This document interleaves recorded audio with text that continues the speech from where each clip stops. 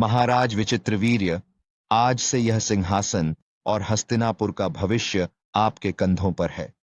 धर्म, न्याय और प्रजा की भलाई ही आपके शासन का आधार होना चाहिए। राजन, काशी नरेश ने अपनी पुत्रियों अंबा, अंबिका और अंबालिका का स्वयंवर आयोजित किया है। स्वयंवर केवल विवाह का अवसर नहीं, यह राजनैतिक गठबंधन का एक महत्वपूर्ण क्षण है। मैं स्वयं वहां जाकर हस्तिनापुर के लिए इन राजकुमारियों का वरण करूंगा। मैं गंगा पुत्र भीष्म हस्तिनापुर के राजवंश के लिए अंबा, अंबिका और अंबालिका को अपने साथ ले जा रहा हूं। जो योद्धा इसे रोकने का सामर्थ्य रखता है वह आगे आए। भीष्म का पराक्रम और उनकी निष्ठा वंदनीय है, परंतु धर्म केवल युद्ध और विजय तक सीमित नहीं है। धर्म का वास्तविक अर्थ है सबके अधिकारों और भावनाओं का सम्मान करना। महाराज विचित्रवीर्य, यह अंबा, अंबिका और अंबालिका हैं। मैंने इन्हें आपके विवाह के लिए काशी से सम्मान पूर्वक लाया है। भीष्म, मैं पहले ही शाल्वराज को अपना हृदय और वचन दे चुकी हूँ।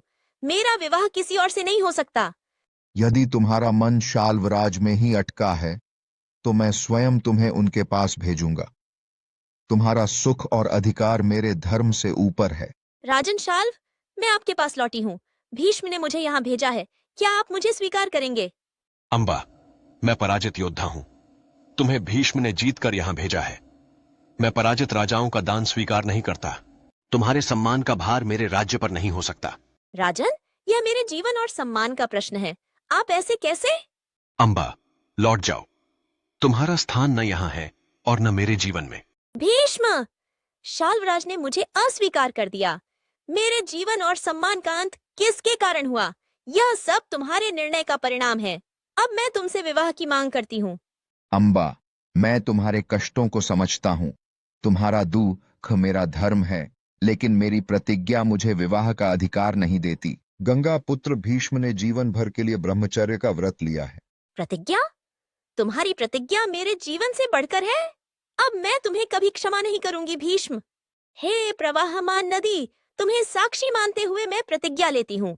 जैसे तुम्हारी धाराएं कभी नहीं रुकती, वैसे ही मेरे प्रतिशोध की ज्वाला भी नहीं बुझेगी।